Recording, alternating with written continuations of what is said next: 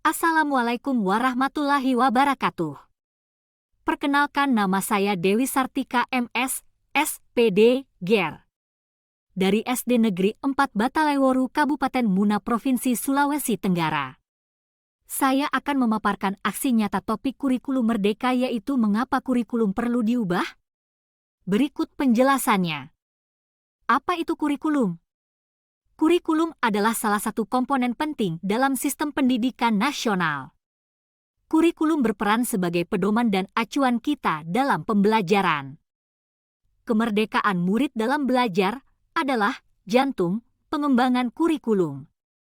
Komponen dalam kurikulum terdiri atas tujuan, konten, metode, dan evaluasi, sedangkan untuk klasifikasi komponen kurikulum terdiri atas tujuan pembelajaran atau konten, panduan pedagogik, dan panduan asesmen. Fungsi kurikulum bagi guru adalah untuk memandu dalam proses belajar murid. Mengapa kurikulum perlu diubah?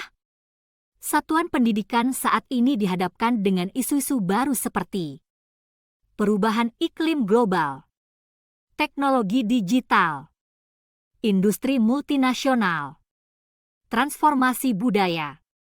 Begitu pula dengan kurikulum. Dalam merancang kurikulum kita harus menempatkan kebutuhan pendapat, pengalaman, hasil belajar, serta kepentingan murid sebagai rujukan utama. Kurikulum yang baik adalah kurikulum yang sesuai dengan zamannya. Kurikulum bersifat dinamis dan terus dikembangkan atau diadaptasi sesuai konteks dan karakteristik murid-murid sesuai dengan kebutuhan mereka kini dan di masa depan. Perubahan yang terjadi membuat kita sadar bahwa dunia terus berubah. Uti dan memahami tren kehidupan murid generasi Z dan Alpha. Menurut Ki Hajar Dewantara, pendidikan adalah menuntun segala kekuatan kodrat yang ada pada anak-anak agar mereka dapat mencapai keselamatan dan kebahagiaan yang setinggi-tingginya, baik sebagai manusia maupun sebagai masyarakat.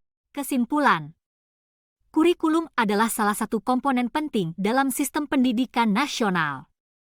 Kurikulum berperan sebagai pedoman dan acuan kita dalam pembelajaran. Fungsi kurikulum bagi guru adalah untuk memandu dalam proses belajar murid. Dalam merancang kurikulum kita harus menempatkan kebutuhan pendapat, pengalaman, hasil belajar, serta kepentingan murid sebagai rujukan utama.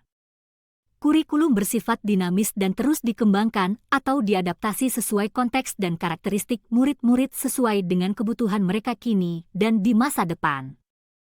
Perubahan yang terjadi membuat kita sadar bahwa dunia terus berubah.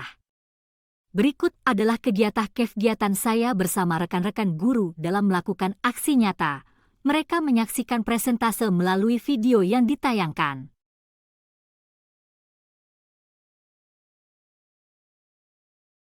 Demikian pemaparan aksi nyata topik kurikulum merdeka.